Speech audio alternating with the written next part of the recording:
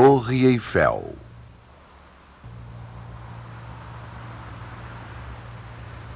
Enquanto os americanos saudavam sua mais nova maravilha importada, em Paris, os franceses estavam construindo uma outra que guardariam para eles. O mesmo engenheiro que havia construído a estrutura para a Estátua da Liberdade recebeu a missão de sua vida. Gustave Eiffel, construtor de pontes e engenheiro estrutural, foi incumbido de construir um monumento para o centenário da Revolução Francesa. Eiffel conhecia tanto história quanto metalurgia. Ferro fundido o permitiria construir uma monumental estrutura com um impacto tão grandioso quanto o da Revolução. Ele planejou uma torre com uma altura estonteante, quase 350 metros de ferro trabalhado, e que permaneceria como a mais alta estrutura do mundo por 40 anos.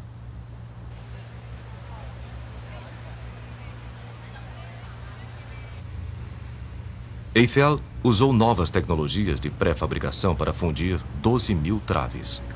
Elas eram manufaturadas fora do local e montadas na margem esquerda do Sena, onde ficaria localizado o monumento. 2,5 milhões de rebites sustentavam o trabalho em ferro, o que permitia que o vento passasse pela estrutura livremente. Mais perigoso era o enorme número de críticas que praticamente levaram o projeto a ser interrompido. Um proeminente grupo de artistas e intelectuais, incluindo o escritor Guy de Maupassant e o compositor Charles Gounod, assinou uma carta decretando a monstruosidade que se ergueria sobre sua amada Paris.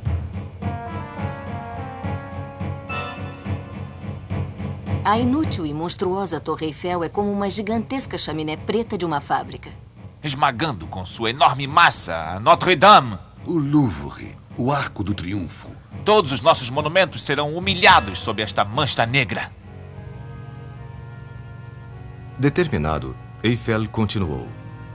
A torre ficou pronta no prazo, com apenas 600 dias de trabalho, e foi inaugurada em 31 de março de 1889.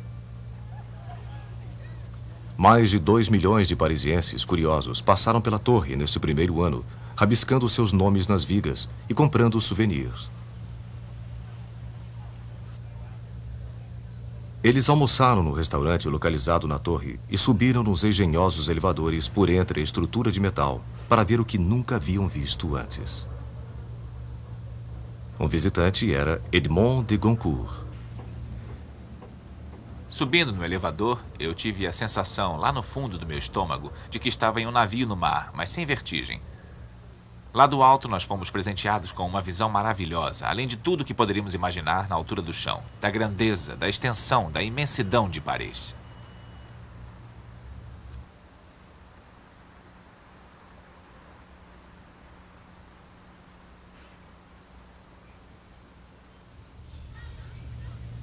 A torre mudou a maneira como os parisienses viam o mundo à sua volta. Paris não era mais simplesmente uma cidade de ruas e bulevares, mas tinha agora uma estonteante vista nova, do céu e do horizonte, tons de cores e luzes. E os artistas de Paris viram a sua antiga vista com novos olhos. Os pintores da cidade, já responsáveis por revolucionar o mundo da arte, tinham agora um monumento digno de sua moderna visão da cidade. De uma certa maneira, Eiffel criou em ferro o que artistas estavam criando em óleo. Georges Seurat usou os mais básicos elementos da pintura, luz e cor, e aplicando-os corretamente, produziu uma impressão maravilhosa de leveza, uma beleza atemporal. Mas da mesma forma, Eiffel esculpiu com alguns componentes essenciais da arquitetura. Vigas e traves foram empregadas para formar uma estrutura que, vista de longe, parece de alguma maneira ser leve como o ar, uma silhueta eterna, sem fim. Mais tarde, uma camada de tinta laranja foi adicionada gradualmente, clareando para um amarelo pálido, para intensificar a impressão de que a torre está flutuando no céu. Mas mesmo depois de terminada, a torre sofreu algumas críticas. Maupassant manteve sua posição crítica. Na verdade, ele disse ter gostado de jantar na torre porque era o único lugar em Paris onde ele não tinha de olhar para ela.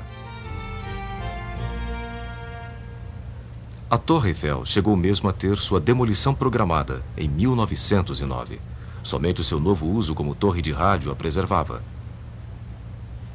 E quando sua altura ajudou a interceptar as transmissões do exército alemão durante a Primeira Guerra Mundial, a permanência da torre foi garantida.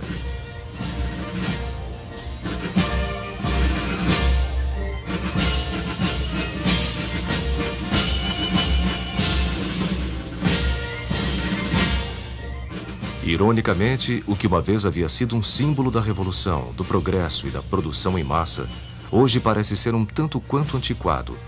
Um pouco da elegância do velho mundo numa metrópole frenética.